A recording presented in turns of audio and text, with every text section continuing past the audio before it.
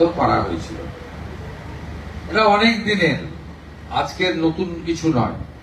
একটি উত্তরবঙ্গ উন্নয়ন দপ্তর, একটি সুন্দরবন উন্নয়ন দপ্তর, আর একটি হচ্ছে পশ্চিমাঞ্চল উন্নয়ন দপ্তর। এবং পশ্চিমাঞ্চল উন্নয়ন দপ্তরের অধীন মোট 76টি ব্লক রয়েছে গ্রামীণ এলাকা। এই ব্লক এলাকাতে আমাদের ডেভেলপমেন্টের কাজ করতে হবে। এখানে পরিকাঠামোগত উন্নয়ন, সামাজিক ক্ষেত্রে উন্নয়ন, জীবন জীবিকার মান উন্নয়ন এবং বিশেষ করে এই এলাকাতে তফসিলি জাতি, উপজাতি, কুর্মী, বাউরি সহ সমস্ত মানুষকে, যারা আমাদের, আমি মনে করি যারা মূলবাসী, তাদের ডেভেলপমেন্টের জন্য আমাদের বিশেষ বিশেষ নজর দেওয়া উচিত। 2019 সালে ঝাড়গ্রাম, আসানসোল, বর্ধমান, দুর্গাপুর, বাঁকুড়া, বিষ্ণুপুর, পুরুলিয়া, মেদিনীপুর আসন ভারতীয় জনতা পার্টি জেতার পরে প্রাক্তন মুখ্যমন্ত্রীর রাগ এসে পড়ে এখানকার মানুষের উপরে। সেই কারণে তিনি তার 2021 থেকে 26 সময়কালে পশ্চিমাঞ্চল উন্নয়ন দপ্তরকে অকেজো করে রেখেছিলেন, উন্নয়ন থেকে বঞ্চিত করে রেখেছিলেন। বীরভূমকে, পশ্চিম বর্ধমানকে, বাঁকুড়া, পুরুলিয়া, ঝাড়গ্রাম, পশ্চিম মেদিনীপুরকে, পূর্ব বর্ধমানের বীরভূম লাগোয়া অংশকে। স্বাভাবিকভাবে এবারে যখন সরকার তৈরি হলো, আমার কেন্দ্রীয় নেতৃত্বরা বললেন যে মুখ্যমন্ত্রীর পুলিশ দপ্তর ইত্যাদি ইত্যাদি বড় বড় দপ্তর তো থাকবেই, কিন্তু এই দুটো জায়গার উন্নয়নের দায়িত্বটা মুখ্যমন্ত্রীকে নিতে হবে। একটা হচ্ছে সুন্দরবন, আর একটা হচ্ছে পশ্চিমাঞ্চল। তাই আমার যে কটা দপ্তর, আমি যে কটা দপ্তরের মন্ত্রী, তার মধ্যে পশ্চিমাঞ্চল উন্নয়ন দপ্তরও পড়ে। আমি আজকে এই এলাকার সম্মানীয়া বিধায়কবৃন্দ, আমার সমস্ত সহকর্মী মন্ত্রীবৃন্দ, এই এলাকা থেকে যারা ক্যাবিনেটে আছেন, MIC, MOS, all BDOs, all DM এবং প্রিন্সিপাল সেক্রেটারি ছোটেন ডিল আমার নেতৃত্বে, PUPর সমস্ত special secretary, joint secretary, engineering cell, আমরা এখানে আলোচনা করলাম, পরিকল্পনা করলাম।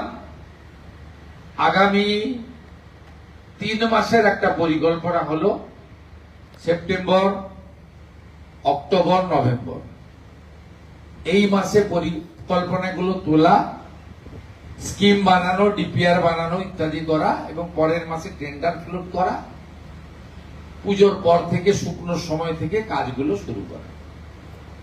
এবং এতে অগ্রাধিকার দিতে আমরা বলেছি পিছিয়ে পড়া গ্রামগুলিকে। আমরা চিহ্নিত করে দিয়েছি, পার অঞ্চল অন্তত 50 লক্ষ টাকা করে আমরা কাজ করতে চাই। এইভাবে নানা আলোচনা আজকে এখানে হয়েছে। বিধায়করা দুটো থেকে আলোচনায় অংশ নিয়েছেন।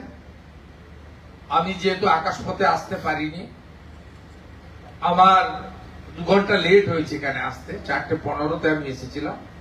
আমিও এনাদের সঙ্গে কিছুটা বক্তব্য, কিছুটা ইন্টারেকশন, কিছুটা ইন্টারভেনশন, কিছুটা পাওয়ার পয়েন্ট প্রেজেন্টেশনের মাধ্যমে আলোচনা করে আমরা একটা রোডম্যাপ বানিয়েছি।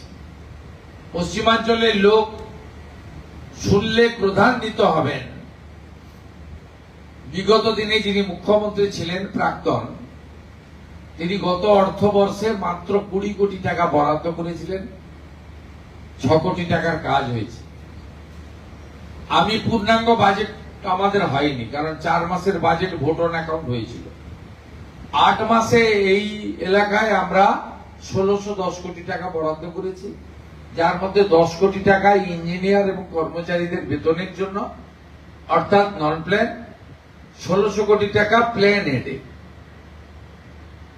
আমি চেষ্টা করব মার্চ মাসের মধ্যে এই টাকা যাতে সমস্ত আধিকারিক এবং জনপ্রতিনিধির সাহায্য নিয়ে, জঙ্গলমহলের মানুষ যে বিরাট প্রত্যাশা নিয়ে মাননীয় প্রধানমন্ত্রী নরেন্দ্র মোদীর গ্যারেন্টিকে বিশ্বাস করে আমাদেরকে ক্ষমতায় এনেছেন, সেটা আমরা যাতে করতে পারি। আমি জেলা শাসক পর্যন্ত আমরা খুব হ্যাপি, ভালো কাজ হচ্ছে। আনহ্যাপি বলবো না। আমি আজকে এখানকার ভিডিও যারা ছিলেন 74-75 জন, তাদেরকে বলেছি যে আপনারা আরো বেশি অ্যাক্টিভ হন। যাই সিদ্ধান্ত বিধায়ক, ডিএম, সরকার নিক না কেন, ইমপ্লিমেন্টেশন আপনাদের কাছে। আপনাদের লেভেলে আমার মনে হয় কিছু কিছু মানুষের এখনো জড়তা কাটেনি। সব ভিডিও নয়, কিছু কিছু লোকের আমি ওদের জড়তা কাটার জন্য বলেছিলাম। এবং আমি অনেক ভিডিওদের, বিশেষ করে অর্থনৈতিক এবং উন্নয়নের ক্ষেত্রে পিছিয়ে থাকা ব্লকগুলি, নয়াগ্রাম, বান্দোয়ান, ভিডিওদের সঙ্গে আমি ইন্টারাকশনও করেছি 2-3 জনের সঙ্গে।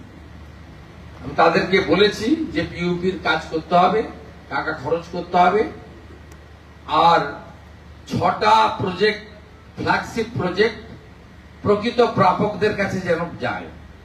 1 অন্নপূর্ণা যোজনা, 2 আয়ুষ্মান ভারত, এবং যারা আয়ুষ্মান ভারত পাবে না, প্রধানমন্ত্রী মুখ্যমন্ত্রী স্বাস্থ্য বীমা যোজনা, 3য় বিকশিত ভারত জিনাবজি, আমরা 12,000 কোটির কাজ করব, 125 দিনের কাজ দেব, 34,500 টাকা বছরে পাবে পরিবারগুলি। 4র্থত প্রধানমন্ত্রী আবাস, 25 লক্ষ বাড়ির নাম নথিভুক্ত হয়েছে, আরো যদি থাকে চিহ্নিত করে দিন, সবাইকে বাড়ি দেব। তার সঙ্গে প্রধানমন্ত্রী সূর্য ঘর, রাজ্যে মাত্র 4,500 বাড়িতে এখন অব্দি এই ঘর, সূর্য ঘরে আলো লাগাতে আমরা পেরেছি। আমাদের ভারত সরকার 1 লাখ টার্গেট দিয়েছে, আমরা 5 লক্ষ করতে চাই। সে বিষয়ে আলোচনা হয়েছে। নল আছে, জল নাই। জল জীবন মিশনের কাজকে সম্পূর্ণ করতে গেলে প্রয়োজন হলে পিউপির টাকা লাগিয়ে নল আর জলের মধ্যে যে মাঝখানে যে চুরিটা হয়ে গেছে, চুরি তো হয়ে গেছে, তার জন্য অন্য ব্যবস্থা আছে, কিন্তু জলটা যাতে মানুষ পায় তার ব্যবস্থা নেওয়ার জন্য আমরা সব দিক থেকে একটা বহুমুখী এখানে উন্নয়নের কথা বলে গেলাম। আর ঝাড়গ্রামে পিউপির অফিস নেই, চালু করতে বলেছি।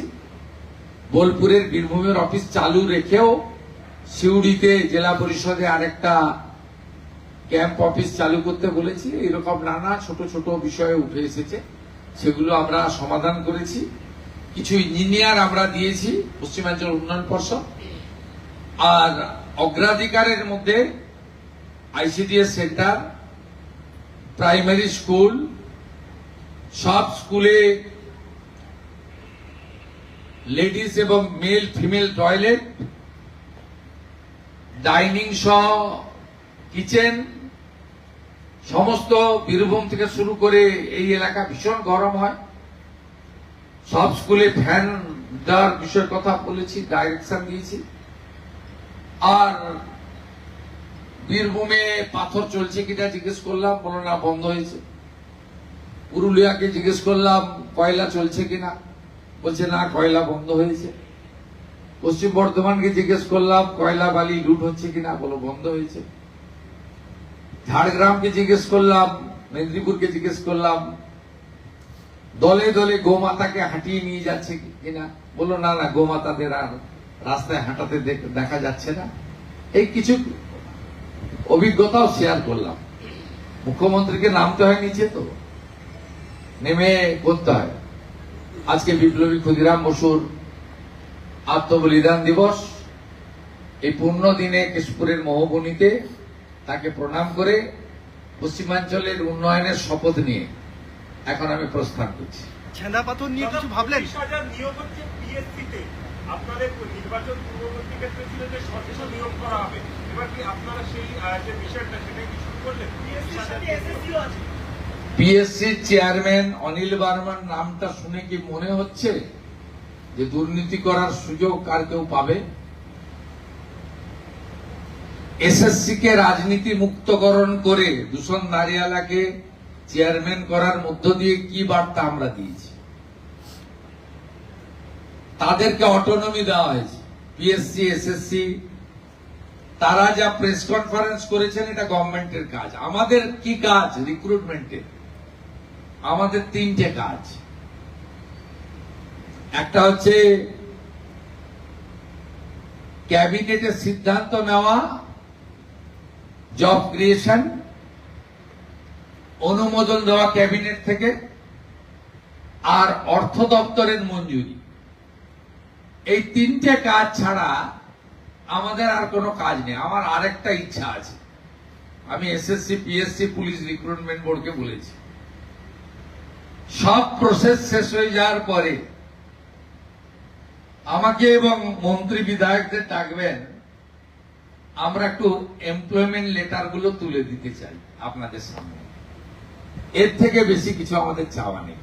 আপনারা দেখবেন কিভাবে স্বচ্ছতার ভিত্তিতে নিয়োগ হয়।